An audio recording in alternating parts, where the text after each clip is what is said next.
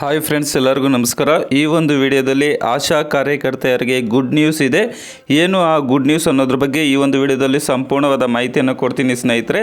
ಹಾಗಾಗಿ ವಿಡಿಯೋವನ್ನು ಪೂರ್ತಿಯಾಗಿ ನೋಡಿ. ಅದೇ ರೀತಿಯಾಗಿ ಯಾರೆಲ್ಲ ಇಲ್ಲಿವರೆಗೂ ನಮ್ಮ ಯೂಟ್ಯೂಬ್ ಚಾನಲ್ಗೆ ಸಬ್ಸ್ಕ್ರೈಬ್ ಮಾಡ್ಕೊಂಡಿಲ್ವ ಅಂಥವರು ಈ ಕೂಡಲೇ ಸಬ್ಸ್ಕ್ರೈಬ್ ಮಾಡ್ಕೊಳ್ಳಿ ಸ್ನೇಹಿತರೆ. ಇನ್ನು ಆಶಾ ಕಾರ್ಯಕರ್ತೆಯರು ತಮ್ಮ ಪ್ರಾಣವನ್ನು ಲೆಕ್ಕಿಸದೆ ಕರೋನಾ ಸಂದರ್ಭದಲ್ಲಿ ಪ್ರತಿ ಮನೆಗೆ ಹೋಗ್ಬಿಟ್ಟು ಅವರ ಆರೋಗ್ಯವನ್ನು ವಿಚಾರಿಸೋದಾಗಿರ್ಬೋದು.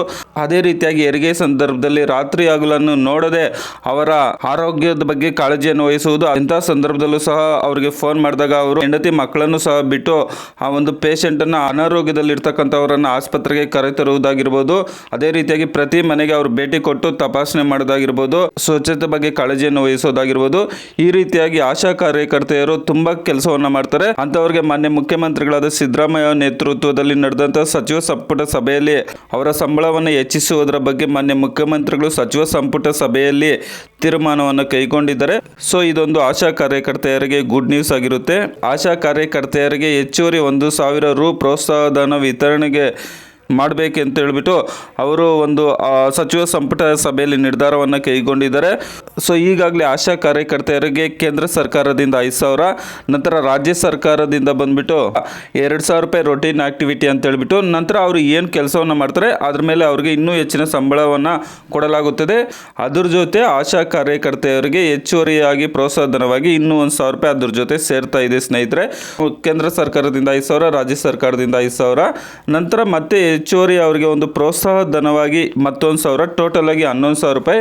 ಸೊ 11,000 ರೂಪಾಯಿ ನನ್ನ ಪ್ರಕಾರ ತುಂಬ ಕಡಿಮೆನೇ ಆಗುತ್ತೆ. ಯಾಕಂದರೆ ಅವರು ಪ್ರತಿದಿನ ಕೆಲಸವನ್ನು ಮಾಡಬೇಕಾಗುತ್ತೆ. ಸೊ 11,000 ರೂಪಾಯಿಯನ್ನು ಅವ್ರ ಮಕ್ಕಳನ್ನು ಓದಿಸೋದಾಗುತ್ತಾ ಅಥವಾ ಸಂಸಾರವನ್ನು ನಡೆಸೋದಕ್ಕೆ ಆಗುತ್ತಾ? ಸೊ ಯಾವುದೊಂದು ಆಗೋದಿಲ್ಲ. ಈಗಿನ ಕಾಲದಲ್ಲಿ ಪ್ರತಿಯೊಂದು ವಸ್ತುಗಳ ಬೆಲೆಯೂ ಸಹ ಹೆಚ್ಚಾಗಿರುತ್ತೆ. ಹಾಗಾಗಿ ಅವರ ಸಂಬಳವನ್ನು ಇನ್ನೂ ಹೆಚ್ಚು ಮಾಡಬೇಕಂತ ಹೇಳ್ಬಿಟ್ಟು ಮನವಿ. ಯಾಕಂದರೆ ಅವರು ತಮ್ಮ ಪ್ರಾಣವನ್ನು ಲೆಕ್ಕಿಸದೆ ಅಂತ ಸಂದರ್ಭದಲ್ಲೂ ಸಹ ಅವರು ಸೇವೆ ಮಾಡೋದಕ್ಕೆ ಸಿದ್ಧವಾಗಿರ್ತಾರೆ. ಸೊ ಈ ಒಂದು ಪ್ರೋತ್ಸಾಹಧನ 1,000 ರೂಪಾಯಿ ಬಂದ್ಬಿಟ್ಟು ಈ ತಿಂಗಳು ಅಥವಾ ಮುಂದಿನ ತಿಂಗಳಿಂದ ಪ್ರಾರಂಭವಾಗುವ ಅವಕಾಶ ಇದೆ. ಮತ್ತೊಮ್ಮೆ ಸರ್ಕಾರಕ್ಕೆ ಮನವಿ ಮಾಡೋದೇನಪ್ಪ ಅಂತಂದ್ರೆ ಅವರ ಸಂಬಳ 11,000 ಏನು ಬರುತ್ತೆ ಅಂದರೆ ಕೆಲವ್ರಿಗೆ 11,000 ಬರ್ಬೋದು, ಕೆಲವರಿಗೆ 9,000 ಬರ್ಬೋದು. ಯಾಕಂದರೆ ಅವರು ಮಾಡುವಂಥ ಕಾರ್ಯದ ಮೇಲೆ ಅವರಿಗೆ ಸಂಬಳ ಫಿಕ್ಸ್ ಆಗುತ್ತೆ. ಒಂದು ಫಿಕ್ಸ್ಡ್ ಸ್ಯಾಲ್ರಿ ಮಾಡಬೇಕು, ನಂತರ ಸಂಬಳವನ್ನು ಹೆಚ್ಚಿಗೆ ಮಾಡಬೇಕು. ಅವರ ಕಷ್ಟವನ್ನು ಅರಿತು ಸರ್ಕಾರ ಈಗಾಗಲೇ ತುಂಬ ಆಶಾ ಕಾರ್ಯಕರ್ತರು ಸ್ಟ್ರೈಕು, ಪ್ರತಿಭಟನೆಗಳು ಎಲ್ಲ ಮಾಡಿದ್ರೂ ಸಹ ಅವರ ಸಂಬಳವನ್ನು ಸರಿಯಾದ ಮಟ್ಟಕ್ಕೆ ಇನ್ನೂ ಏರಿಕೆ ಮಾಡಿಲ್ಲ. ಅವರ ಸಂಬಳವನ್ನು ಏರಿಕೆ ಮಾಡಬೇಕು. ನಂತರ ಅವರು ನಿವೃತ್ತಿ ಪಡೆದ ಸಂದರ್ಭದಲ್ಲಿ ಅವರಿಗೆ ರಿಟೈರ್ಡ್ ಸ್ಯಾಲ್ರಿಯನ್ನು ಸಹ ಕೊಡಬೇಕು. ಇವೆಲ್ಲ ಸರ್ಕಾರ ಅವರಿಗೆ ಕೊಟ್ಟಾಗ ಅವ್ರಿಗೆ ಇನ್ನೂ ಹೆಚ್ಚಿನ ರೀತಿ ಕೆಲಸ ಮಾಡೋದಕ್ಕೆ ಆಸಕ್ತಿ ಬರುತ್ತೆ.